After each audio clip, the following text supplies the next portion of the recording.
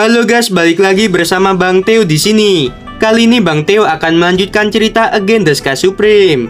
Buat kalian yang penasaran, langsung saja ya simak video kali ini. Xuan Yuanru berkata dengan dingin, "Lepaskan aku, jika aku tidak pergi, bagaimana jika sesuatu terjadi padanya?" Xuan Yuan Changfeng berkata dengan keras, "Jika kamu pergi, apa yang akan terjadi pada kota abadi Xuan Yuan ini? Kamu tidak bisa pergi. Kamu harus percaya pada Tan Yun. Aku saja percaya bahwa Tan Yun dapat mengubah situasi yang buruk menjadi baik. Kita harus percaya bahwa dia dapat memaksa Long Xiaolin untuk mundur." Setelah mendengar ini, Xuan Yuanru menggigit bibir bawahnya. Air mata menetes dari matanya yang indah.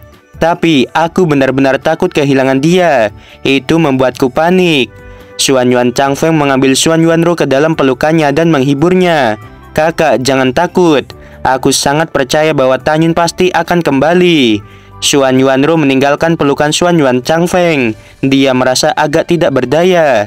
Xuan Yuan Changfeng tidak menaruh kekhawatiran di wajahnya. Dia tidak ingin meningkatkan kekhawatiran Xuan Yuanru tentang Tan Yun. Setelah waktu yang lama, Xuan Yuan Changfeng memandang Xuan Yuanru dan dengan ragu berkata, "Kakak, apakah kamu menyukai Tan Yun?" Ada sedikit keraguan di mata Xuan Yuanru, dan kemudian dia berkata, "Tidak." "Kakak, apakah aku belum mengenalmu? Jangan berbohong padaku," kata Xuan Yuan Changfeng. Xuan Yuanru menggelengkan kepalanya. "Changfeng, sebenarnya aku tidak tahu apakah aku menyukainya atau tidak. Ketika aku tidak bisa melihatnya, aku memikirkannya, dan mengetahui bahwa dia dalam bahaya, aku menjadi panik." Xuan Yuan Changfeng berkata, "Kakak, ini adalah tanda bahwa kamu menyukai seseorang. Apakah kamu memiliki perasaan bahwa hanya ingin bersamanya?" Xuan Yuanru mengangguk. Xuan Yuan Changfeng berkata, "Kamu baru saja jatuh cinta pada Tan Yun. Perasaanmu sama dengan perasaanku pada Bingsan." Xuan Yuanru bertanya dengan bingung, "Siapa yang kamu maksud dengan kata Bingsan?" "Dia adik perempuan Tan Yun, namanya Ying Ying," kata Xuan Yuan Changfeng. "Bagaimana kamu bisa memberi orang nama panggilan seperti ini?" Xuan Yuanru memberi Xuan Yuan Changfeng tatapan putih. Xuan Yuan Changfeng mengangkat bahunya dan berkata, "Karena dia sedingin es." "Oh ya, kakak kedua sekarang sedang dekat dengan Cusia." Xuan Yuanru sedikit mengernyit. "Siapa Cusia?" "Dia adik laki-laki Tan Yun." Xuan Yuan Changfeng berkata dengan iri. Anak ini jatuh cinta pada Linger saat pertama kali melihat Linger. Linger juga tertarik padanya. Xuan Yuanru yang sedang mengkhawatirkan Tan Yun, dia terdiam setelah mendengar ini. Pada saat ini juga, Xuan Yuan Changfeng berkata lagi, "Kakak, Tan Yun mengatakan bahwa ada sesuatu di antara dia dan kamu, dan itu akan datang suatu hari nanti. Singkatnya, dia berharap untuk menjadi teman baik denganmu dalam hidup ini. Apa artinya itu?" Mendengar ini, Xuan Yuanru berkata dengan bingung, "Aku tidak tahu, aku ingin sendiri. Kamu pergilah dulu." Xuan Yuan Changfeng mengangguk dan menukik turun dari puncak. Xuan Yuanru memejamkan matanya, menyatukan kedua tangannya dan berdoa dengan tulus. Waktu berlalu, dan dalam sekejap mata, 1 tahun 3 bulan telah berlalu. Selama periode ini, 200 juta prajurit yang dipimpin oleh Long Xiaolin tidak pernah berhenti menyerang formasi pertahanan kota abadi Xuan Yuan. Long Xiaolin berkata dengan tegas, "Formasi pertahanan agak menurun, terus menyerang. Setelah formasi pertahanan hancur, kita akan membasuh kota abadi Xuan Yuan dengan darah." Pada saat yang sama, Tan Yun yang mengendarai perahu abadi suci tingkat tinggi telah menghabiskan lebih dari 4.500 tahun di dalam pagoda. Dia masih belum menyentuh penghalang ranah Kaisar Manusia tingkat ke-9. Dalam sekejap mata, 3 hari kemudian, di tanah terbengkalai, ada ngarai besar di barat laut. Di dataran di luar ngarai, ada kota besar seluas 600 juta mil. Itu adalah kota terbengkalai. Kota terbengkalai dulunya adalah kota terbesar yang dibangun oleh orang dari alam fana. Kota ini dilengkapi dengan formasi pertahanan yang besar, membuat kota ini tak tertembus. Tan Yun yang telah berubah menjadi pria parubaya berjanggut, terbang dari lautan awan menuju ke gerbang kota. Siapa yang datang? Di bawah gerbang kota yang megah, seorang jenderal di ranah Kaisar Manusia tingkat ke-12. Dia menatap Tan Yun dan bertanya dengan suara yang dalam. Ribuan prajurit di kedua sisi gerbang kota juga menatap Tan Yun dengan mata buruk. Tan Yun mengepalkan tangannya dengan hormat. "Halo Jenderal, generasi muda datang ke kota terbengkalai untuk membeli sumber daya kultivasi." Jenderal itu berkata dengan dingin, "Sekarang kotaku tidak mengizinkan siapapun masuk, jadi pergilah dari sini." Begitu dia selesai berbicara, jenderal itu sepertinya memikirkan sesuatu. Tiba-tiba wajahnya berubah menjadi mengerikan. "Kamu orang dari alam fana. Kamu tidak beruntung karena datang hari ini. Setiap orang dari kota terbengkalai. Jika mereka menghabisi orang-orang dari alam fana, mereka akan mengambil kepala musuh dan ditukarkan dengan poin kontribusi. Karena itu, jenderal ini akan mengambil nyawa Tanyun." Mata Dewa Hongmeng. Tiba-tiba, mata Tanyun dipenuhi dengan cahaya merah yang aneh, dan jenderal itu tercengang. "Buka gerbang kota untukku." Suara Tanyun yang tidak diragukan lagi terdengar di jenderal itu. Jenderal itu tampak lamban, memutar tangan kanannya, dan sebuah token muncul. Kemudian kekuatan surgawi diserap ke dalam token.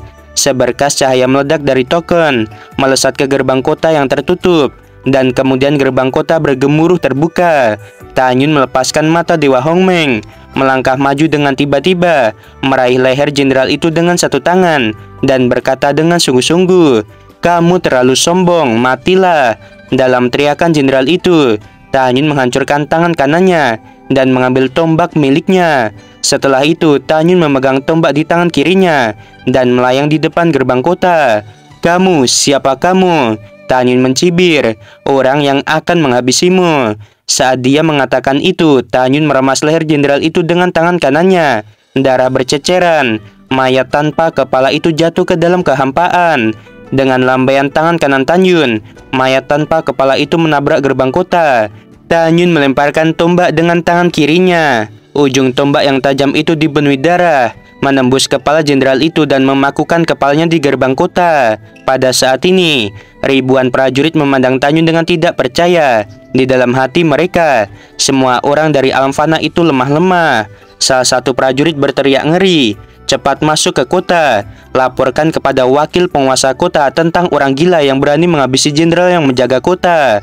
Ribuan prajurit melayang ke udara, mencoba terbang ke kota. Tanyun berkata, "Pedang pembantai Dewa Hongmeng dan pedang Dewa Hongmeng." Pedang pembantai Dewa Hongmeng terbang keluar dari pikirannya. Pada saat yang sama, Jinny, Mushin, Qingyin, dan pedang Dewa Hongmeng lainnya, mereka terbang keluar dan melayang di atas kepala Tanyun. Setiap kali Tanyun mengayunkan pedang, darah berceceran, dan puluhan prajurit terbunuh di tempat yang berbeda. Tanyun menutup telinga terhadap permohonan ribuan prajurit dan melancarkan pembantaian. Jinny dan pedang Hongmeng lainnya, mereka menembus alis seorang prajurit yang terkenal. Darah menodai udara, mayat bertumpukan di depan gerbang kota. Hanya dalam 3 napas, ribuan prajurit tidak ada yang selamat. Tanyun menyingkirkan 11 pedang Dewa Hongmeng dengan ekspresi acuh tak acuh dan melangkah ke kota terbengkalai. Pada saat ini, orang-orang yang menyaksikan adegan di mana Tanyun menghabisi para prajurit, mereka hendak melarikan diri. Tanyun melintasi udara, lalu melintasi jarak ribuan kaki, meraih leher seseorang dengan tangan kirinya, menggunakan mata Dewa Hongmengnya dan bertanya, "Katakan padaku, apakah kamu ingin menghabisi orang-orang dari alam fana?" Orang itu mengangguk datar. Tanyun melepaskan leher orang itu dan menamparnya. Segera, mayat tanpa kepala jatuh tergeletak. Tanyun yang ganas menangkap seseorang lagi dan bertanya sambil menggunakan mata Dewa Hongmeng, "Bagaimana denganmu? Apakah kamu ingin menghabisi orang-orang dari alam fana?" "Ya, itu benar," kata orang itu dengan jujur. Pupil mata merah Tanyun yang menyihir dipenuhi dengan kemarahan yang mengerikan. Pedangnya menembus tengkorak orang itu. Tanyun kemudian bertanya setiap kali dia menangkap orang. Ketika Tanyun selesai menanyai 350 orang satu persatu, maka ada mayat 350 orang yang tergeletak. Jawaban semua orang sama. Mereka semua ingin menghabisi orang dari alam fana yang naik ke alam abadi. Tujuan mereka untuk menyenangkan orang-orang dari alam abadi, padahal mereka sendiri juga dari alam fana. Tanyun juga mengetahui bahwa 4 miliar orang di kota terbengkalai semuanya adalah antek-antek dari orang alam abadi. Dengan kata lain, semua orang di kota terbengkalai adalah orang-orang yang kehilangan martabat dan bertingkah seperti harimau.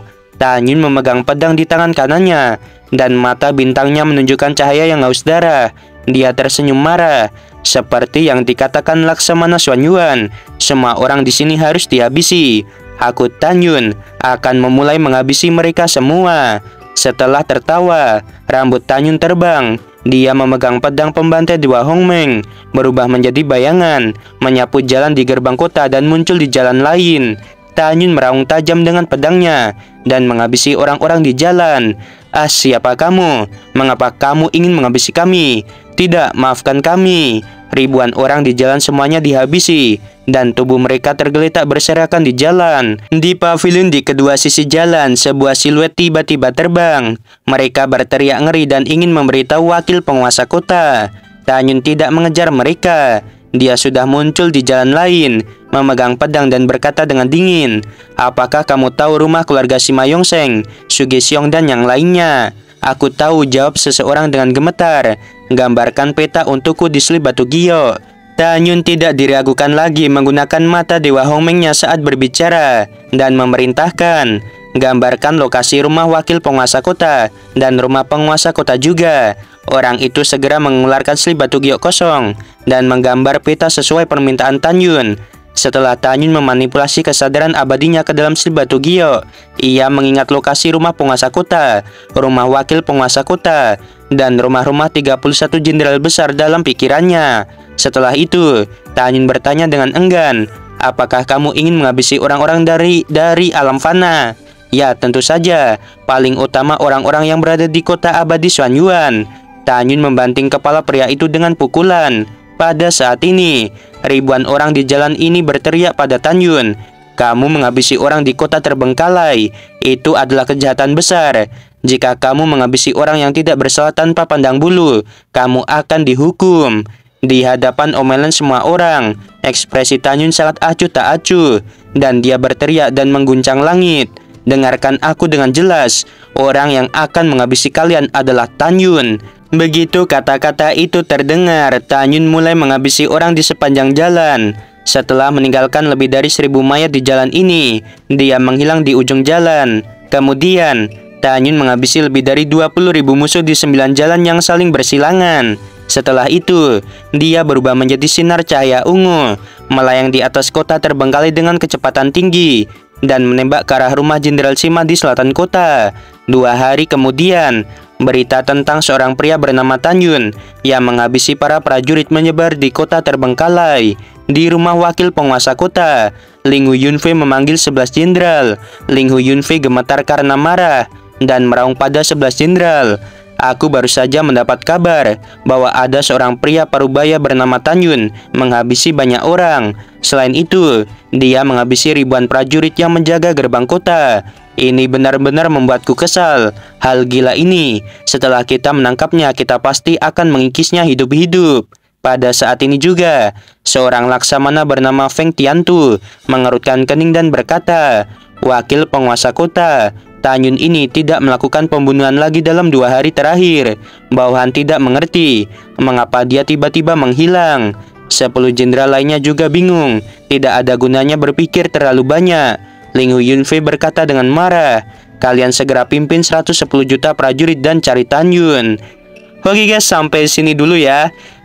Kenapa ini episodenya kok durasinya pendek? Karena ya biar Mimin tuh uploadnya bisa cepet guys. Kalau Mimin sibuk tuh ya kayak kemarin, masa harus 3 hari 4 hari baru satu video, kan kasihan yang udah nunggu ya. Mending Mimin ya percepat aja, tapi durasinya agak berkurang gitu ya. Oke, kita lanjut next ya.